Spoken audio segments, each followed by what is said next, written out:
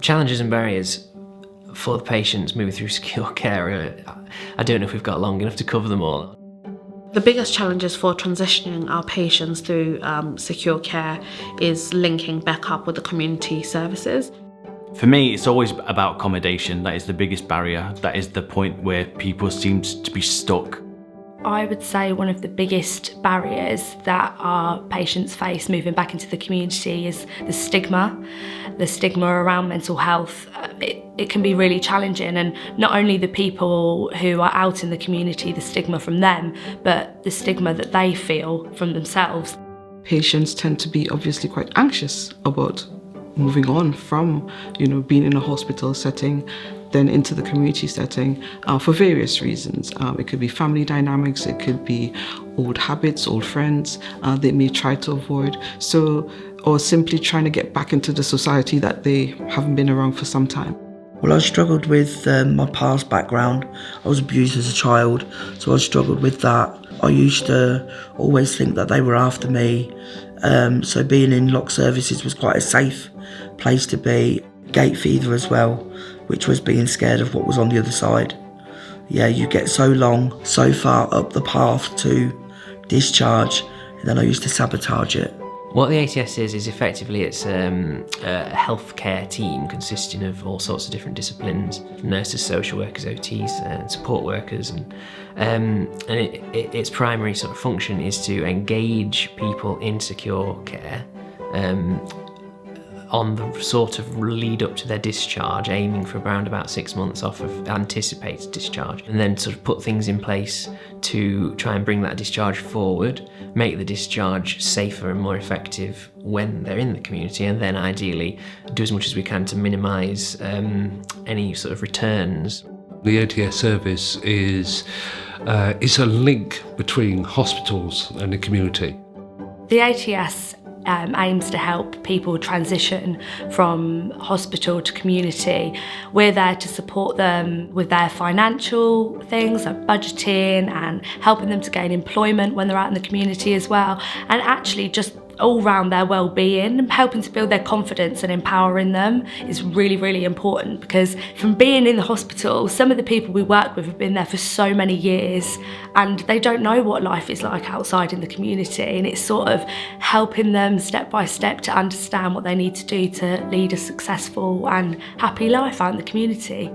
We have connecting people interventions, which, as you can imagine, when people have been in hospital for 10, 12 years, they sort of do lose touch with what's going on in the outside world. So with connecting people intervention, we look at their support circle and we work on building on that. It can be Slimming World, for example, and we could get one of the transition workers to go down to Slimming World with them initially to get them used to that group, and then eventually they would then build up that support group themselves.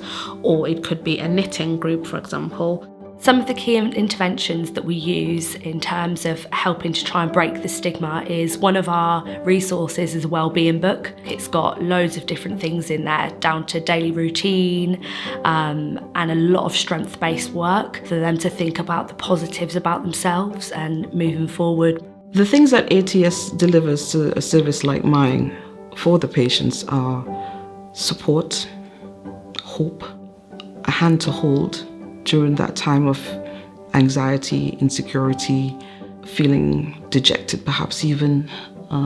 ATS simply gives that service user that encouragement to say, I can do this. With some help, I can do this. We used to go out and have coffee or go to town, or they used to speak to me about how society had changed, because I was saying it's going to be quite scary because I didn't know what I was coming back out to. And then they would say, no, it's a safe area. They used to come and visit me quite a lot, and they were there as well. I could always call the office and speak to them if I needed to. We had one particular patient who was discharged recently who was a very complex process. It took almost a year for this patient to be discharged from the start of the process in terms of identifying a placement, testing him out on Section 17 leave, and getting the Ministry of Justice authorisation for the discharge. And the ATS was really valuable in terms of being the bridge between Sunday ward and the placement, in terms of being able to support and reassure the patient with every step, particularly for a patient with intellectual disability who might be challenged in their understanding or become quite anxious about the process, particularly when it becomes very protracted.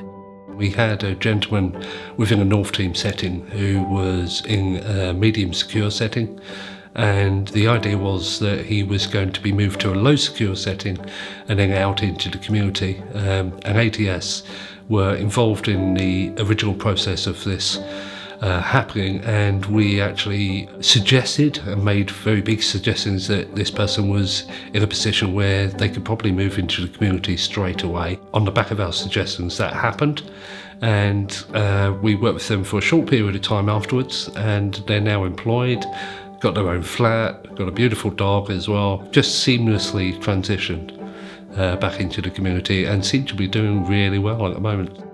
They've got me to the stage where I now know it is okay to be in the community. You do belong. You know, it's about belonging in the community. You know, it's about your challenges were always in hospitals, mainly in hospitals. I don't have those challenges. You know, my life is worth living in the community. You know, and I've been missed out here for so long.